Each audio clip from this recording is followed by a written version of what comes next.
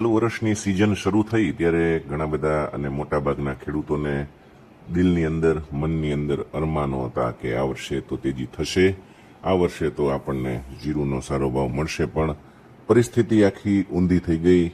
ખાસ કરીને માર્ચ મહિનાની અંદર જે ઈરાન અને અમેરિકા વચ્ચે યુદ્ધ શરૂ થયું એના હિસાબે જે પરિસ્થિતિ પલટાણી એ આ 2 મહિનામાં ઉત્તરોત્તર પરિસ્થિતિ બગડતી ગઈ અને હવે બજાર કંઈક સ્થિરતા મેળવી રહી હોય એવી પરિસ્થિતિમાં આવી છે. જે ઘટવાનું હતું એ મોટાભાગનો ઘટાડો આવી ગયો છે.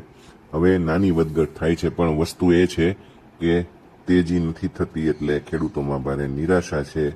સિઝન તો લગભગ ઘરાકીની સિઝન ગણાય એ પૂરી થઈ ગઈ છે. બાકી હજી આ મોસમ જે વાવેતરની મોસમ ગણાય, પાકની મોસમ ગણાય, એને હજી 3 મહિના થયા છે. આમ છતાં બજાર ભયંકર દબાણ હેઠળ છે. કારણો તો આપણને ખબર છે, યુદ્ધ છે, થોડોક જૂનો માલ બોજો છે, ભલે પાક નવો ઓછો છે, પણ અત્યારે નિકાસના આધારે જ સામાન્ય રીતે આપણી બજાર ચાલતી હોય છે. પણ નિકાસ નબળી છે એટલે અત્યારે બજાર નથી ચાલતી અને એના હિસાબે ખેડૂતો મુશ્કેલીમાં મુકાયા છે. વાત કરીએ જીરું બજાર વિશે તો એનસીડીએક્સમાં જીરુના ભાવ છેલ્લા કેટલાક અઠવાડિયાથી દબાણ હેઠળ છે અને ઊંચા સ્તરેથી એક ધારો ઘટાડો થયો અને લગભગ બજાર નીચા સ્તરે એટલે કે 20,000ની આજુબાજુ સ્થિર થઈ રહ્યું હોય એવું લાગી રહ્યું છે.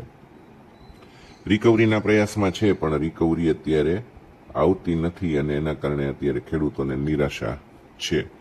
સુધારો આવે તો એમાં વિશ્વાસ નથી બેસે એવું, કારણ કે વાયદામાં ગમે ત્યારે પાછો જે સુધારો આવ્યો હોય એ ધોવાતા વાર નથી લાગતી, એટલે વિશ્વાસ નથી બેસતો હજુ કોઈને વધારો થશે કે કેમ એ બાબતે. પણ સ્થિરતા જરૂર મળે છે. બજાર હાલમાં 20,000 થી 20,800ની રેન્જ આજુબાજુ ટ્રેડ થઈ રહ્યો છે અને ટૂંકા ગાળાનો ટ્રેન્ડ ગણીએ વાયદાનો તો એ થોડોક નબળો ટ્રેન્ડ છે, એટલે એની અંદર હાલ બહુ તેજીની આશા તાત્કાલિક રાખવા જેવી નથી. લાંબા ગાળે અને મધ્યમ ગાળે જે થવું હોય થાય. આપણે વાત અત્યારે માત્ર થોડા અઠવાડિયાઓની કરી રહ્યા છીએ, એમાં નબળો ટ્રેન્ડ જણાય છે. બજાર હજુ પણ મૂંઝવણમાં છે. ખરીદી નીચા સપોર્ટ ઉપર થાય છે, પણ થોડું ઘણું ઉછાળો આવે તો પાછો વેચવાલી આવી જાય છે વાયદાની અંદર, એટલે બજાર ટકતી નથી અને વાયદા નથી ટકતા. ખાસ કરીને એટલા માટે આપણે ત્યાં હાજર બજાર ઉપર પણ અસર થઈ રહી છે અને ખેડૂતો હેરાન થઈ રહ્યા છે, કારણ કે જીરુમાં ભાવ નથી મળતા અને પોષણક્ષમ ભાવથી પણ અત્યારે નીચા ભાવ જીરુની અંદર ચાલી રહ્યા છે. પણ વાયદાની વાત કરીએ તો બજાર ઓવરસોલ્ડ ઝોનમાંથી બહાર નીકળવાનો પ્રયાસ કરી રહી હોય એવું સંપૂર્ણપણે લાગી રહ્યું છે, કારણ કે બજાર 19,000નો એક આગળનો ભાગ જોવે એ પછી તરત જ રિકવર થઈ જાય છે. અને અત્યારે વાત કરું તમને ટેકારૂપ સપાટી અને પ્રતિકારક સપાટીની, તો ટેકારૂપ છે એ 20,200 અને 20,000 છે અને 20,000 જો તોડે તો 19,500-700થી નીચે જાય એવી શક્યતા ભાગ્યે જ દેખાઈ રહી છે. પ્રતિકારક લેવલ 20,650, 20,850 છે અને 21,500 ઉપર ટકે તો એમ માનવાનું કે હવે મંદી નહીં થાય. હાલ પૂરતું બજાર 20,000થી લઈ 20,850 અને બહુ તો 21,000 સુધી રહેશે રેન્જ એની આ ગણવામાં આવી રહી છે. વાત કરીએ અત્યારે ગુજરાતમાં મંદીને લીધે આવકો પણ ઘટી અને માત્ર 25,000 ગુણી જેટલી સમગ્ર ગુજરાતમાં થઈ ગઈ છે, એટલે આવકોમાં ભારે ફટકો પડ્યો છે. વેચવાલી સાવ ઘટી ગઈ છે.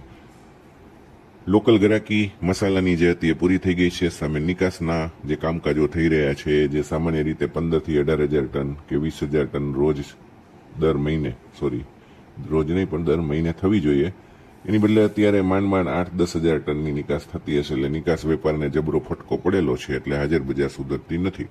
સિંગાપોર ક્વોલિટીની વાત કરીએ તો મશીન ક્લીન 0.5% ભાવ 4,100 રૂપિયા ચાલે છે. 2% ભાવની વાત કરું તો 4,000 અને 1% ભાવની વાત કરું તો 4,050 રૂપિયા ચાલે છે.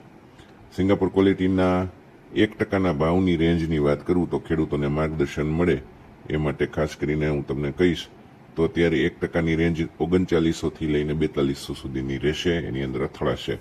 3900 તૂટે એવી શક્યતા ઓછી છે, પણ આ ભાવ જોવા જરૂર મળશે એવું મને લાગે છે. બજારમાં નિકાસના કામકાજ હજુ સ્થગિત છે, ઘણા ધીમા છે. યુદ્ધ અટકે તો ચોક્કસપણે નિકાસ કામકાજોમાં ઉછાળો આવશે, તો થોડોક ઉછાળો પણ આવી શકે. પણ જીરુની બજારમાં તેજીનો ટ્રેન્ડ શરૂ થયો છે એ ક્યારે ગણવું તો માત્ર 4400-4500 રૂપિયાનો ભાવ આવે સિંગાપોર ક્વોલિટી 1%માં ત્યારે જ ગણવું. એ સિવાય એની આજુબાજુ બજાર અથડાતી રહેશે. સિંગાપુર ક્વોલિટી 1%ની રેન્જ ગણાવું તો 3900થી લઈને 4400 સુધીની ગણવાની. એની ઉપર જાય તો જ તેજી થશે. ચોક્કસ રેન્જમાં જ રહેશે. નિકાસ માટે વૈશ્વિક પરિસ્થિતિ, ખાસ કરીને યુદ્ધની પરિસ્થિતિ શાંત થાય, ઈરાન અને અમેરિકા વચ્ચે કોઈ કરાર થાય શાંતિ માટેનો, અને લેખિત દસ્તાવેજ થાય એ બહુ જરૂરી છે. કારણ કે મૌખિક રીતે તો ઘણી બધી વાર યુદ્ધ અટકાવવાની વાતો થઈ ચૂકી છે, પણ યુદ્ધ અટકતું નથી, અને એકવાર હા થાય કે અટકી જશે, બીજી વાર પછી પાછું યુદ્ધ શરૂ થઈ જાય છે. તો જ્યાં સુધી વૈશ્વિક પરિસ્થિતિ ડામાડોળ રહેશે ત્યાં સુધી પરિસ્થિતિ આપણે ત્યાં બજારની પણ ખરાબ રહેવાની છે.